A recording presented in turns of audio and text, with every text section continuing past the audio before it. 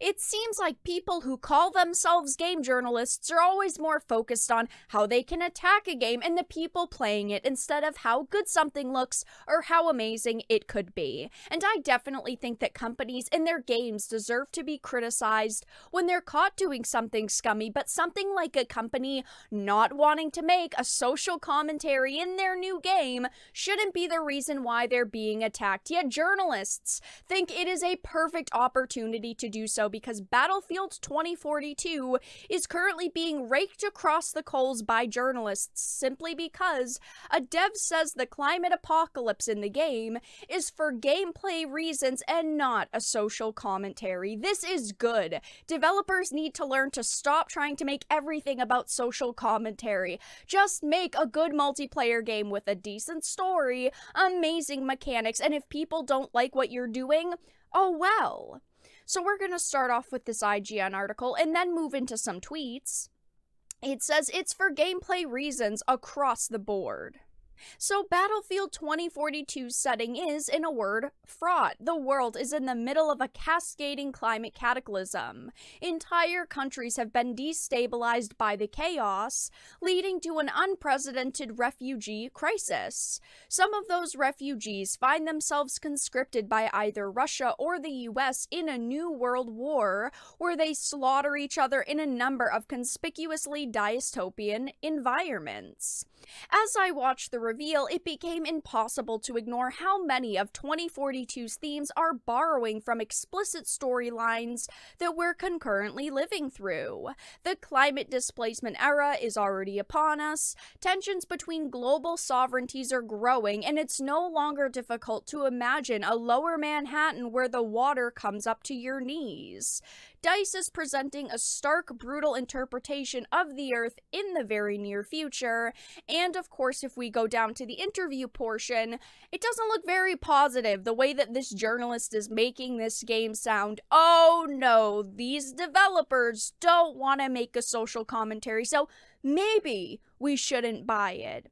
It says that the IGN reviewer talked to the design director, Daniel Berlin, and it says IGN, Battlefield 2042 is talking about depatriated people. We're talking about citizens who've been displaced by climate change and war.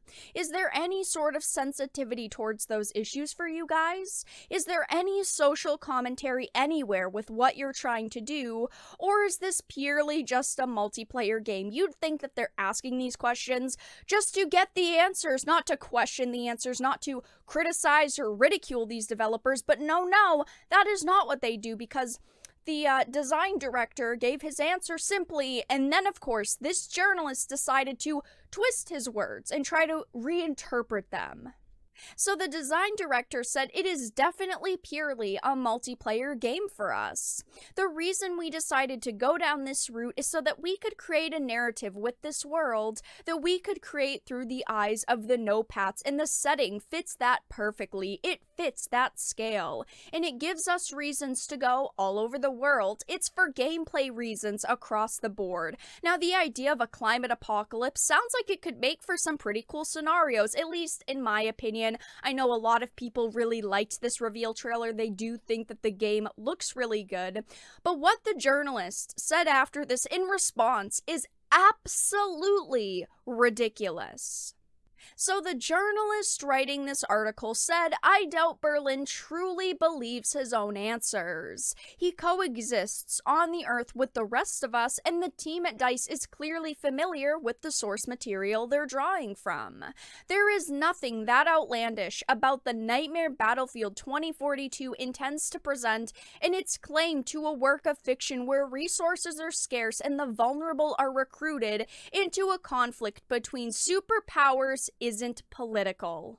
I wish that I could say I expected better from IGN, but I genuinely didn't. This journalist is forcing his own narrative here and reinterpreting this developer's words. Basically, he's trying to put words in this developer's mouth because Berlin literally said it is purely a multiplayer game for us. Can't a story just be a story? Is every dystopian or post-apocalyptic plot political? Of course not. It is just storytelling. What this journalist did here is absolutely absolutely disgusting. If I was DICE, I wouldn't send any of my developers to be interviewed by IGN again for the foreseeable future, especially by this journalist. This is terrible to do this, to literally just listen to his words basically and twist them to fit your own narrative.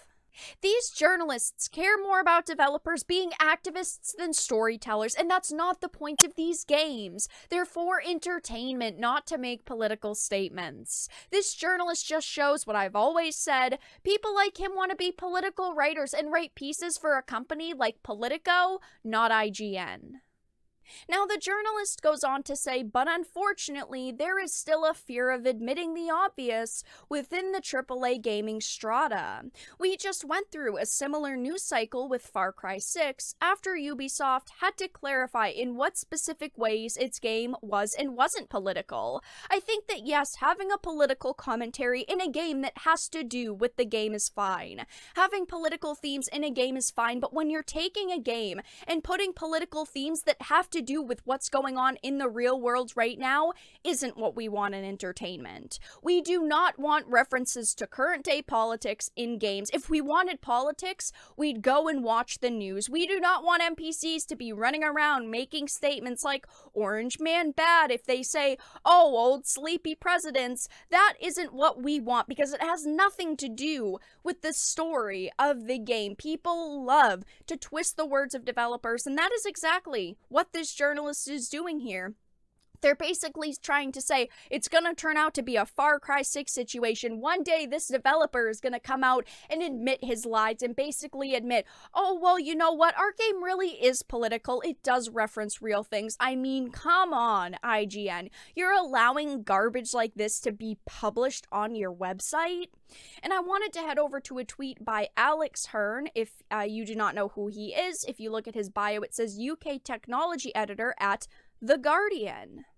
Now, Alex Hearn decided to go and pull an old trick out of the hat by blaming all of this on Gamergate. He said it's so funny that we're still having this dance until you remember that the reason why we're having this dance is that a proto-fascist hate group swept the industry 7 years ago, was never repudiated by any major figures, and metastasized into a movement that won the United States presidency. One of the things I'm learning through my mentions is that in the wake of Trump's crushing defeat and descent into irrelevancy, the scattered remnants of the movement, which began as a misogynist hate campaign, now devotes itself full time to arguing that it never had any influence. Yes, everyone, ladies and gentlemen, Gamergate, all of these years later, it is still being misrepresented by SJWs as a hate campaign because Gamergate was about targeting people just like him.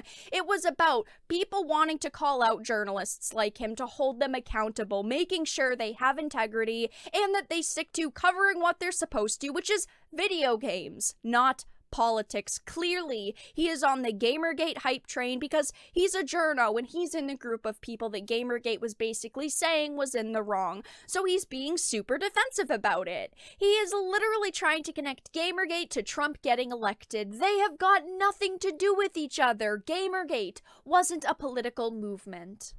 Now, of course, there are plenty of people who are calling this guy out saying your take is absolutely ridiculous, and I wanted to read just a couple of the comments. People are saying things like FBI investigation happened, into Gamergate, of course.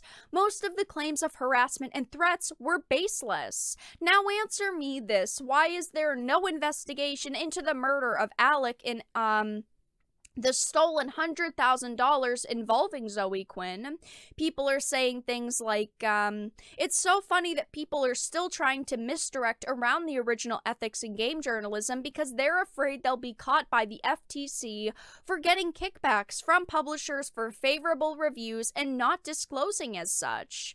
Somebody else said it's 2021, pick a new boogeyman already. It's so true. Whenever something goes wrong, goes the way that they don't like, oh my gosh, they just scream Gamergate and try to blame everyone. Oh my gosh, Gamergate started this. Oh, the people behind Gamergate started this. It is absolutely ridiculous and it's so tiring. Pick a new boogeyman. Oh, and look at that. He is such a professional journalist that he's been caught blocking people. I genuinely hope that game developers have learned their lessons on social commentary. I hope that this game comes out and people like it. It definitely seems like people are pretty excited for it, and maybe this won't turn out to be a terrible game launch. Maybe they will stick to what they're saying right now. They won't change their stance, but let everyone know your thoughts in the comment section down below. If you enjoyed this video, please make sure to give it a like, share it, and subscribe to the channel. And of course, if you didn't, make sure to give it a dislike. I appreciate your support either way, but I will talk to you all again in the next video really soon.